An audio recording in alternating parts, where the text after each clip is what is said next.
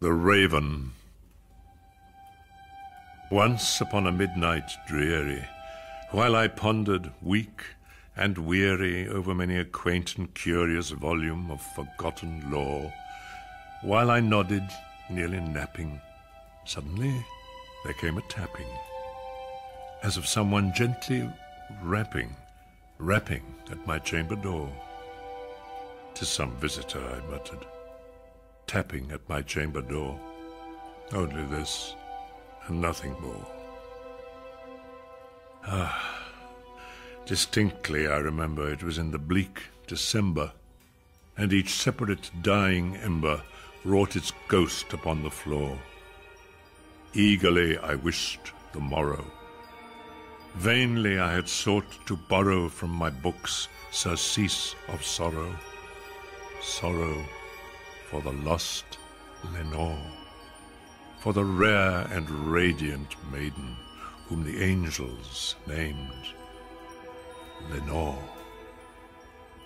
Nameless here forevermore. And the silken, sad, uncertain rustling of each purple curtain thrilled me, filled me with fantastic terrors never felt before, so that now, to still the beating of my heart, I stood repeating, "'Tis some visitor entreating entrance at my chamber door, some late visitor entreating entrance at my chamber door. This it is, and nothing more." Presently my soul grew stronger. Hesitating then no longer, "Sir," said I, "or Madam, truly your forgiveness I implore, but the fact is I was napping, and so gently you came rapping, and so faintly you came tapping at my chamber door, that I scarce was sure I heard you. Here I opened wide the door."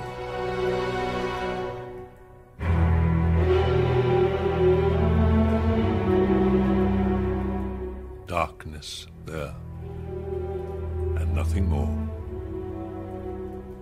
Deep into that darkness peering, long I stood there, wondering, fearing, doubting, dreaming dreams no mortal ever dared to dream before. But the silence was unbroken, and the darkness gave no token, and the only word there spoken was the whispered word, "Lenore." This I whispered, and an echo murmured back the word, "Lenore." Merely this, and nothing more. Back into the chamber turning, all my soul within me burning, soon again I heard a tapping somewhat louder than before. "Surely," said I, "surely that is something at my window lattice. Let me see, then, what thereat is, and this mystery explore. Let my heart be still a moment, and this mystery explore. 'Tis the wind, and nothing more. Open here, I flung the shutter, when, with many a flirt and flutter, in there stepped a stately raven of the saintly days of yore. Not the least obeisance made he, not a minute stopped or stayed he, but with mien of lord or lady, perched above my chamber door, perched upon a bust of Pallas, just above my chamber door, perched and sat, and nothing more. Then this ebony bird, beguiling my sad fancy into smiling, by the grave and stern decorum of the countenance it wore, "Though thy crest be shorn and shaven, thou," I said, "art sure no craven, ghastly, grim, and ancient raven, wandering from the nightly shore. Tell me what thy lordly name is on the night's Plutonian shore." Quoth the raven, "Nevermore."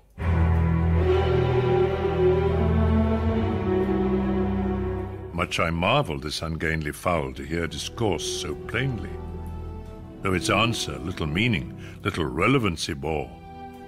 For we cannot help agreeing that no living human being ever yet was blessed with seeing bird above his chamber door. Bird or beast above the sculptured bust above his chamber door, with such name as Nevermore. But the raven, sitting lonely on the placid bust, spoke only that one word, as if his soul in that one word he did outpour. Nothing further then he uttered, not a feather then he fluttered. Still I scarcely more than muttered. Other friends have flown before. On the morrow will he leave me, as my hopes have flown before? Then the bird said, Nevermore.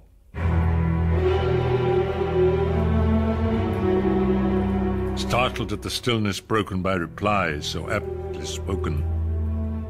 Doubtless, said I, what it utters is its only stock and store, caught from some unhappy master, whom unmerciful disaster followed fast, and followed faster, until his songs one burden bore, till the dirges of his hope that melancholy burden bore of never, nevermore. But the raven, still beguiling all my sad soul into smiling, straight I wheeled a cushioned seat in front of bird and bust and door. Then upon the velvet sinking, I betook myself to linking fancy unto fancy, thinking what this ominous bird of yore, what this grim, ungainly, gaunt, and ominous bird of yore meant in croaking Nevermore. This I sat engaged in guessing, but no syllable expressing to the fowl, whose fiery eyes now burned into my bosom's core. This and more I sat divining, with my head at ease reclining on the cushion's velvet violet lining that the lamplight gloated o'er. But whose velvet violet lining with the lamplight gloating o'er she shall press, nevermore. Then methought the air grew denser, perfumed from an unseen censer swung by seraphim, whose footfalls tinkled on the tufted floor. Wretch, I cried, thy God hath lent thee. By these angels he has sent thee respite, respite and nepenthe from thy memories of Lenore.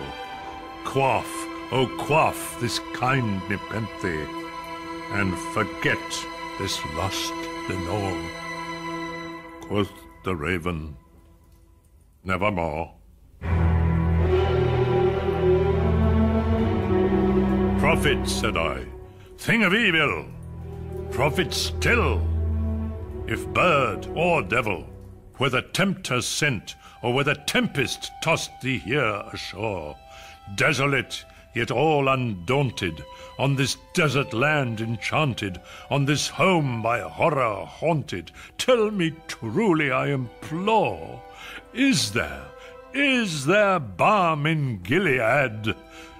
Tell me, I implore. Quoth the raven, Nevermore.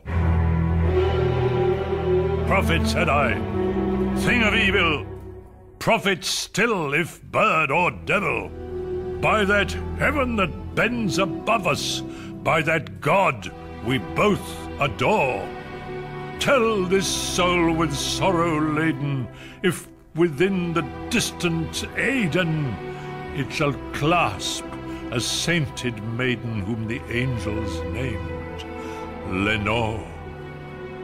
Clasp a rare and radiant maiden, whom the angels named Lenore. Quoth the raven, nevermore.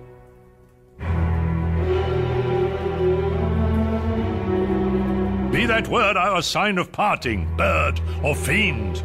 I shrieked, upstarting, get thee back into the tempest and the night's Plutonian shore. Leave no black plume as a token of that lie thy soul hath spoken. Leave my loneliness unbroken, quit the bust above my door.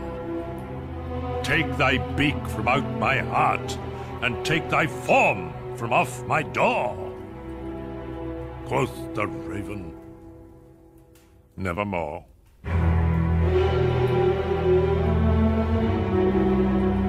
And the raven, never flitting, still is sitting. Still is sitting on the padded bust of Pallas, just above my chamber door.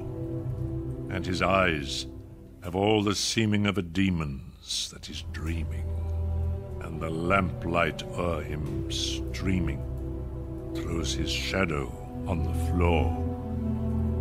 And my soul, from out that shadow that lies floating on the floor, shall be lifted